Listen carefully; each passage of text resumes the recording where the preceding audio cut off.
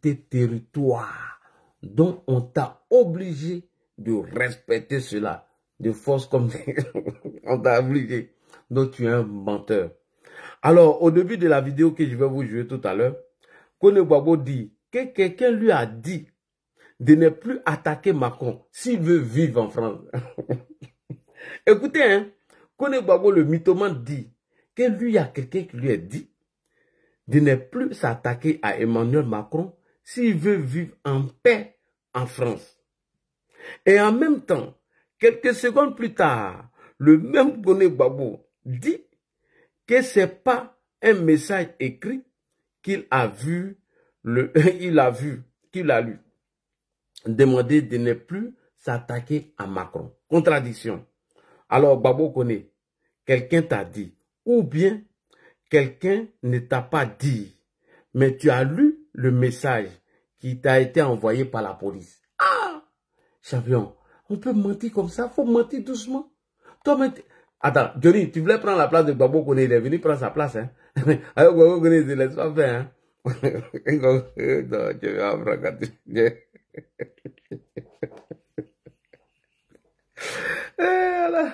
Le gars là, c'est un vrai mythomane. Alors, on va l'écouter, puis on va analyser rapidement. J'ouvre le micro, puis je vais vous donner l'antenne pour quelques secondes, et puis après, moi, je vais aller dormir. On écoute Gbagbo Koné. C'est parti.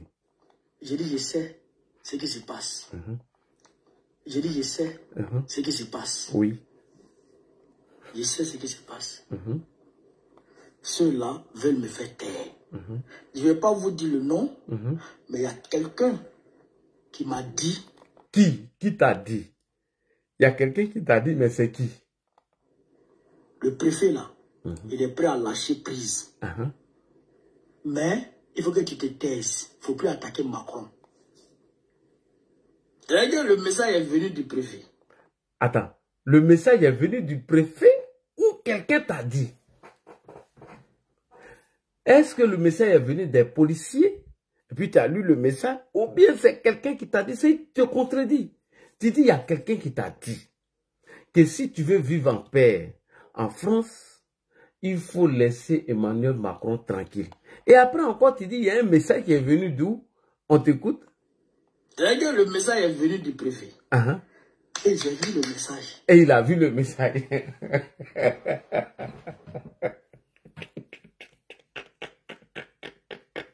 Lui, là, il peut faire bonjour 2025. Hein. Il est trop fort. Oui, vas-y. Voilà. Vas-y. Macron. Regarde, le message est venu du préfet. Et j'ai vu le message. Il ne faut plus attaquer Macron, il faut te taire. Wallah, Billah, sur mon mois de Ramadan. Sur mon mois de Ramadan. C'est quelqu'un qui t'a dit, ou bien c'est le préfet qui t'a envoyé, ou bien c'est le policier qui t'a envoyé.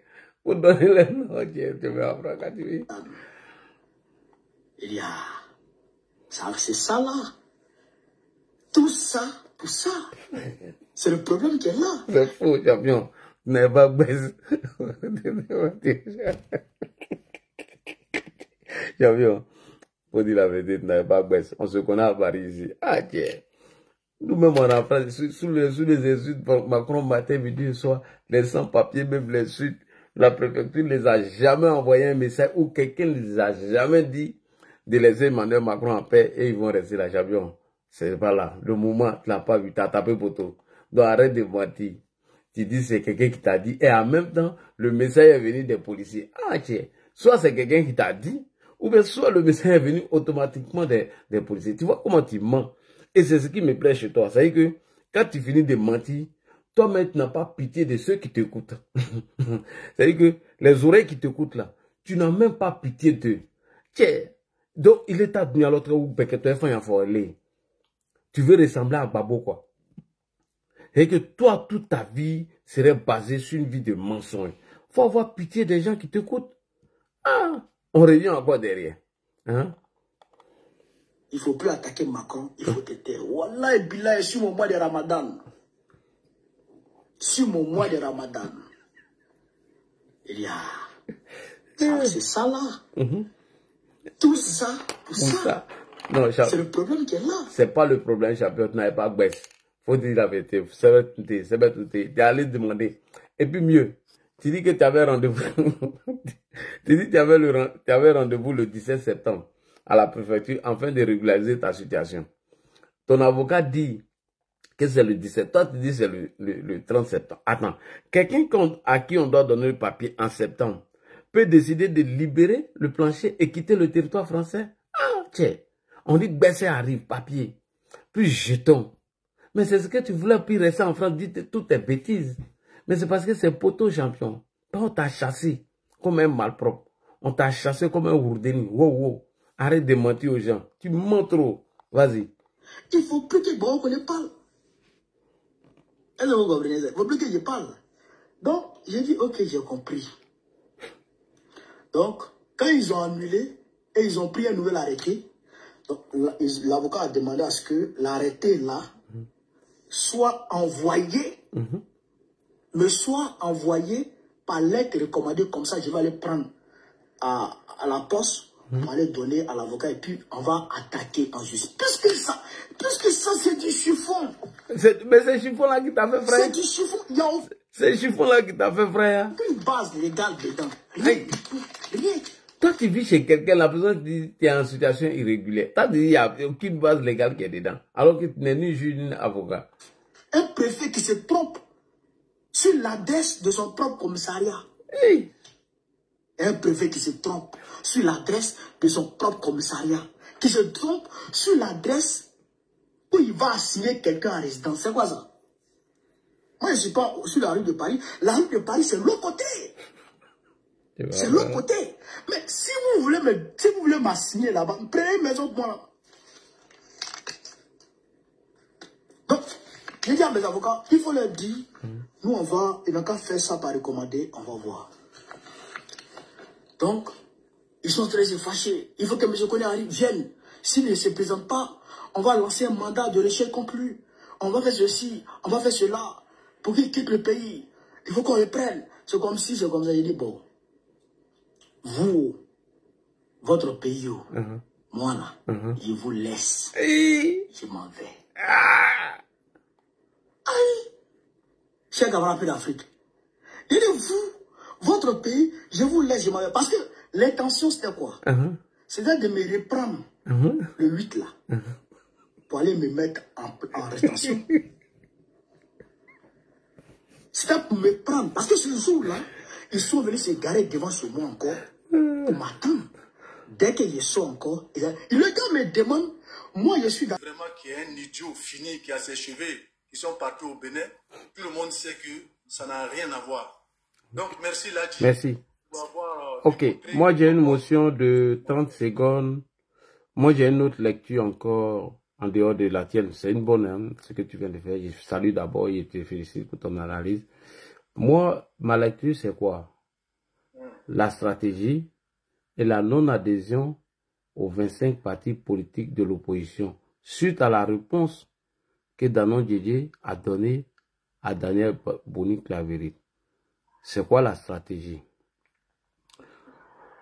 Quand tu dis que tu as du mal à concevoir ou voir même des Africains ou des frères s'attaquer entre eux, voilà pourquoi j'ai dit que j'ai une autre lecture qui est un peu différente de la tienne, mais on est dans le même thème.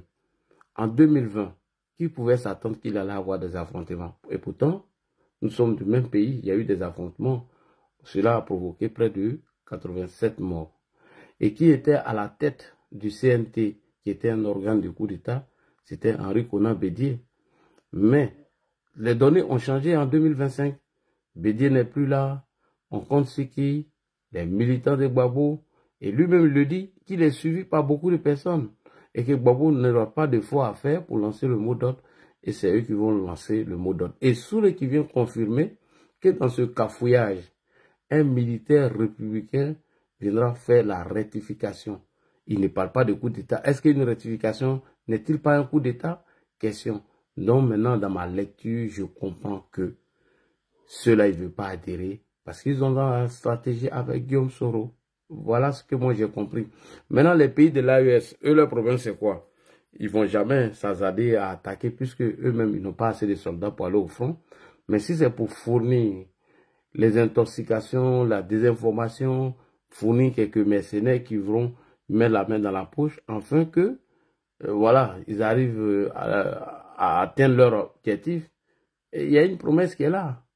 On adhère à l'AES, on appelle Poutine, on organise plus d'élections.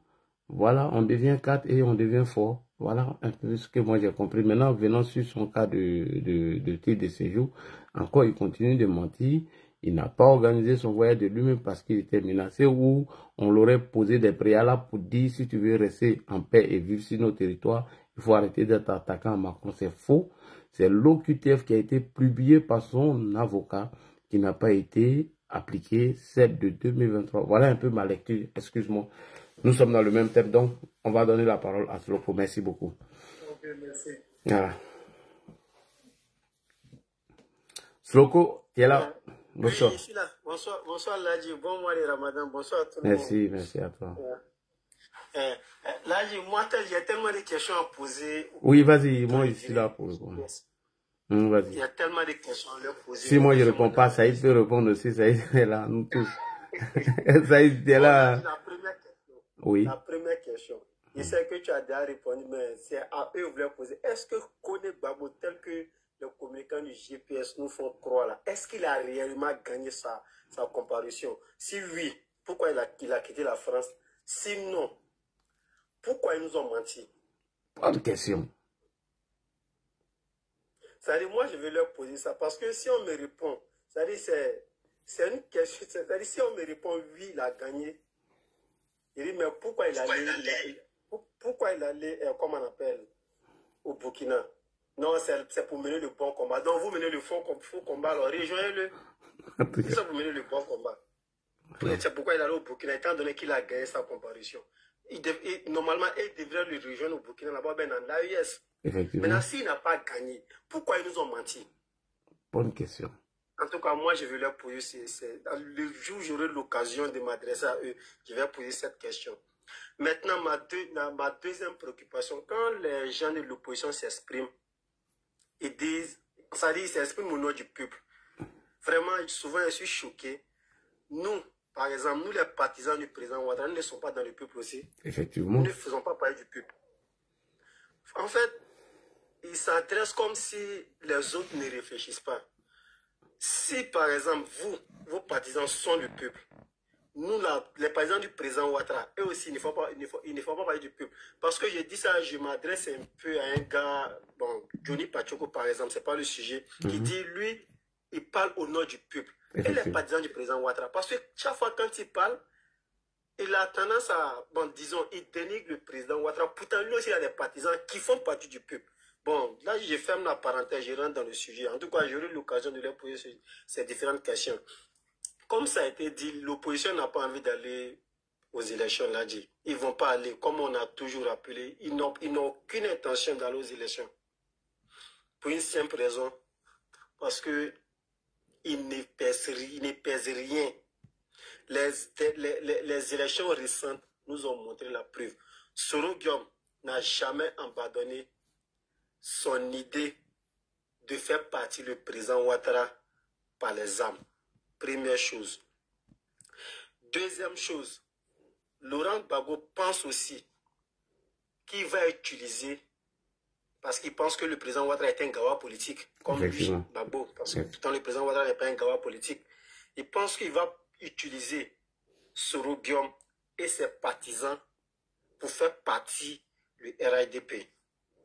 Ça, c'est ma deuxième analyse. Voilà pourquoi ces deux partis belligérants-là ne se sont pas retrouvés dans la coalition de leur soi-disant coalition pour la croix pacifique. L'alternative pacifique. Et c'est l'alternance pacifique. Voilà des gens qui sont allés se regrouper, qui ne pèsent même pas 20%. Voilà des gens qui ont, quand on les met, on dit 15 partis, hein, 15 partis. Il y a des partis qui sont là, qui n'ont même... Ils disent 25. 0,5 élus, ils n'ont pas. Mais quand tu mets tout ensemble, toute l'opposition, c'est 146 élus. Conseillers régionaux, mais tout, députés, tout. On met tout ensemble. Ils sont 15 dans cette coalition.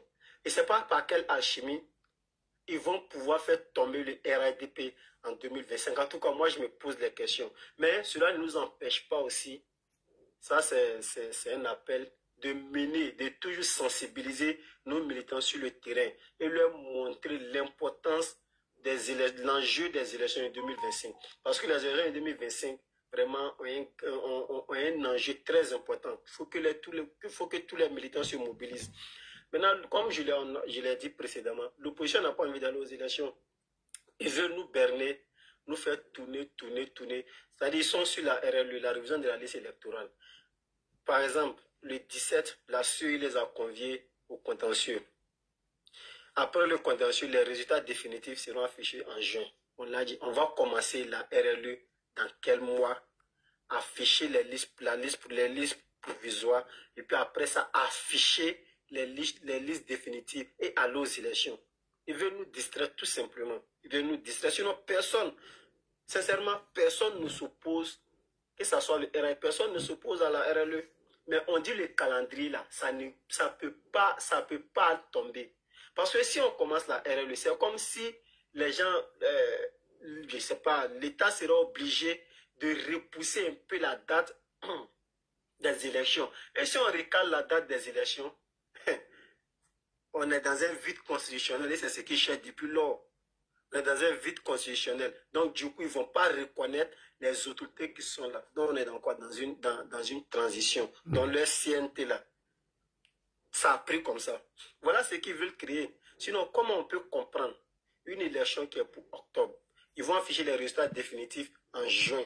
On va commencer une RLE après juin encore. Ça finit à quel moment? Franchement. Donc, tout simplement, ils n'ont aucune intention. Ils n'ont aucune intention d'aller aux élections parce qu'ils savent qu'ils ne peuvent pas gagner. Voilà, ils savent qu'ils ne peuvent pas gagner. Et comme ils ne peuvent pas gagner, il faut créer toutes sortes de choses. La révision de la liste électorale, l'inscription de Gbagbo sur la liste, l'inscription de Soro sur la liste. Là, pour terminer, il va terminer sur ça. Kone Gbagbo, il est allé au Burkina, ça fait -1. Ça va -1 déjà et les moyens vont suivre. Parce que tout simplement, il est au Burkina, quand quelqu'un part quelque part, il y a ce qu'on appelle les premières joies. Bon, tu es content, tu viens d'arriver, les gens seront à tes côtés. Après, comme le du Burkina, après 1 mois, 2 mois, c'est fini. C'est comme quelqu'un qui vient à peine de se marier. Les premiers mois du mariage, là, tu es content. Après quelques années, c'est comme si tu peux te poser la question comme si tu regrettais un peu du manège, comme si tu regrettais un peu. Ça veut dire que tu n'as pas cette envie-là comme tu l'avais avant. Donc après quelques temps, Kone Gbagbo sera aux oubliettes. Et ça fait -1.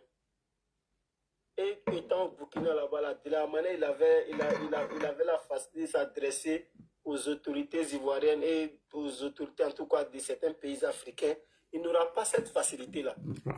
Avec les couples, bon, je ne vais pas rentrer dans tous ces détails. En tout cas, ça fait -1. Et j'ai prié Dieu que les autres poussent les moyens puissent suivre. Et si vraiment ils sont dans le bon combat, qu'ils rejoignent Kone Gbagbo là-bas au Burkina, là comme ça, ils vont mener leur combat panafricain là, ensemble là-bas.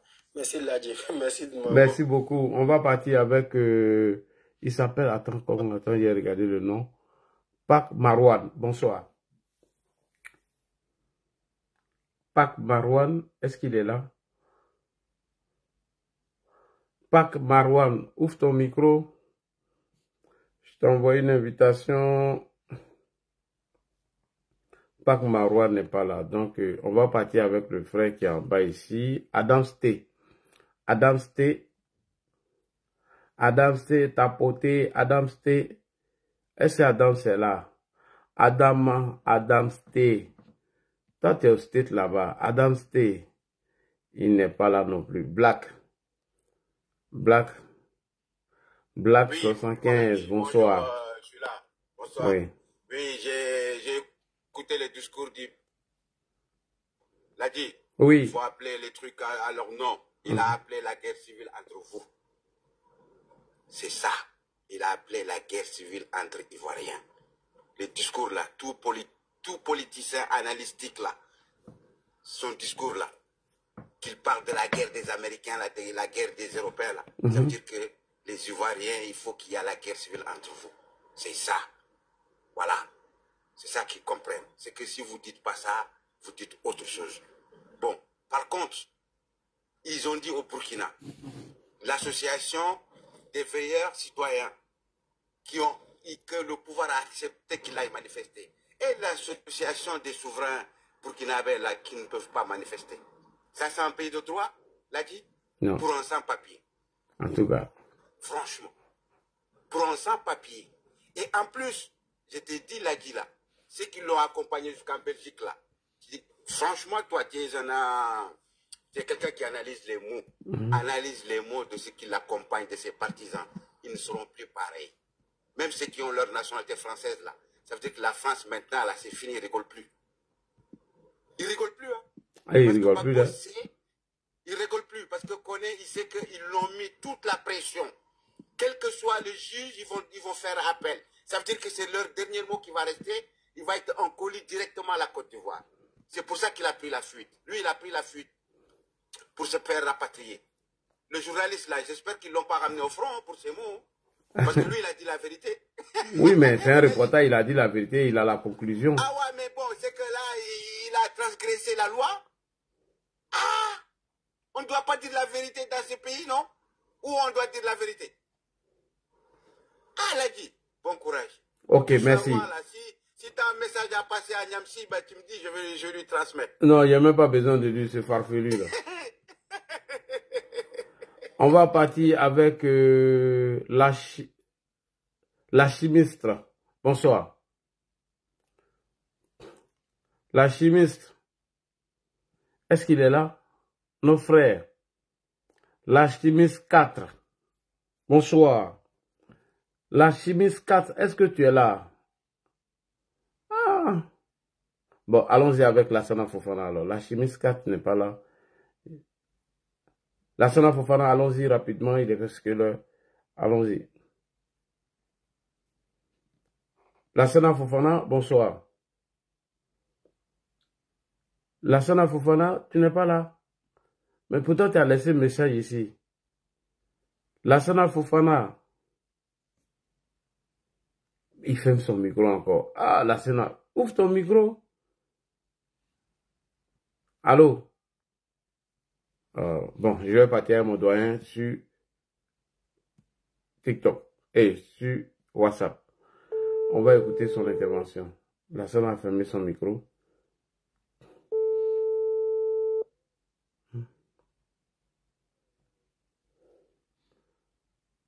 Allô, bonsoir, doyen. Oui, bonsoir, la vie. Bonsoir, bonsoir. Bonsoir, comment tu vas? Oui, je vais très bien, merci, toi. Dieu merci, ça va. Oui, les Ivoiriens t'écoutent. Ok. D'accord. Donc, encore une fois, bonsoir à tous les camarades grenadiers et voltigeurs et merci à toi, Ladi, pour le travail que tu as bas. Et comme on dit toujours, le serpent n'est pas encore mort. Non, pas encore. Par conséquent, le combat et la marche continue. Alors, pour commencer et pour entrer en matière, Ladi, je vais attirer l'attention de tous ceux qui nous écoutent à cette heure-ci sur les incidents qui se sont déroulés à Yopougon, apparemment entre militants du PPACI.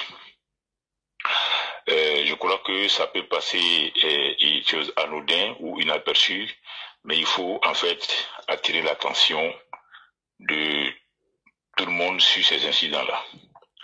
Parce que ces incidents-là, en fait, ressemblent à un test. Et pour ceux qui ont connu la FESI, c'est comme ça que la FESI procédait à l'époque. C'est-à-dire qu'ils créaient des tensions, ils créaient la violence entre eux et on les laissait faire. Et plus tard, c'est cette violence-là qu'ils ont extériorisée, qu'ils ont envoyée en dehors du campus et en dehors des cités universitaires.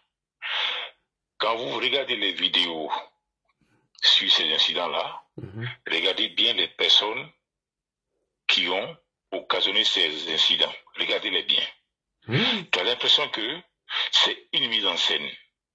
Le FPI qui avait basé sa force de, on va dire, de perturbation sur la FESI, depuis la destruction de la FESI, cherche aujourd'hui à travers le PPACI à se constituer une force nuisible. Et ils sont prêts en ce moment-là à mener une sorte de guérilla urbaine. Donc, comme la FESI n'existe plus, ils vont recréer ces groupuscules-là de violence au sein du PPACI. Et lorsque vous regardez bien les vidéos où on dit les militants du PPACI se sont attaqués, ça me fait rappeler moi des habitudes de la FESI. C'est comme ça que la FESI a fonctionné depuis 1990 jusqu'à ce qu'on arrive en 2010. Et cette violence-là, lorsque maintenant, ceux qui sont à côté, ils vont dire, ah ben c'est pas notre problème, c'est en eux, justement, c'est ce désintérêt-là qui leur donne la force de se déplacer demain pour aller dans telle commune, pour aller dans tel quartier, pour aller encore créer la même zizanie, la même violence. Et comme le PPACI, justement, est en train de se plaindre que le budget alloué pour la RE auprès de la CIE a été voté, donc aujourd'hui, on peut accuser le PPACI aussi de troubles à l'ordre public. Parce que les fonds qui sont octroyés aux partis politiques doivent servir à former et, si possible, même à éduquer les militants du PPACI. Mais ça se voit qu'ils n'éduquent pas leurs militants. Et ce genre d'acte-là peut être considéré comme trouble à l'ordre public. Et nos autorités ne doivent pas laisser ça comme ça. Parce que c'est un test qu'ils font, un test sur la capacité de paralyser un quartier, de paralyser une commune. C'est un test. La FESI a fonctionné comme ça depuis 1990, et quand Gbagbo est arrivé de 2000 à 2010, ils sont passés une autre étape. Des gens qui viennent à une réunion avec des sacs à dos, avec des... Mais il fallait voir, regarder l'attitude, regarder la vidéo. Ceux-là, ils n'ont rien des militants. C'était des gens, voilà, ils n'ont rien des militants. C'est un test qu'ils viennent faire, on les regarde faire. Et si les autorités n'ont pas compris ça, la FESI qu'ils ont dissous va se reconstituer au sein du PPACI, avec des éléments de violence. Et si on accuse le PPACI en ce moment le trouble à l'ordre public, oui, ils peuvent répondre. Parce que, quel que soit le parti politique, vous ne pouvez pas rentrer dans un quartier ou dans une commune et puis terroriser les populations. Parce que c'est ce qu'ils ont fait en fait. Ils ont terrorisé les populations.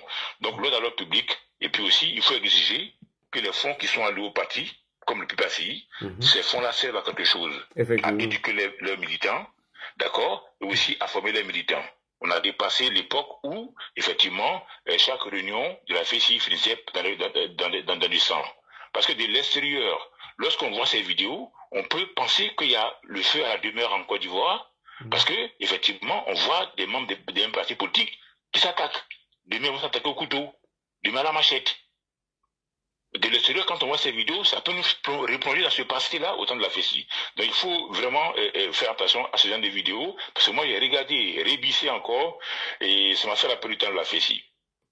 Ensuite, ce que Souleymane Kankan a dit tout à l'heure, il a dit que quand pour lui répondre à Souleymane Kankan, le griot de Soro Guillaume, il a dit que quand la dictature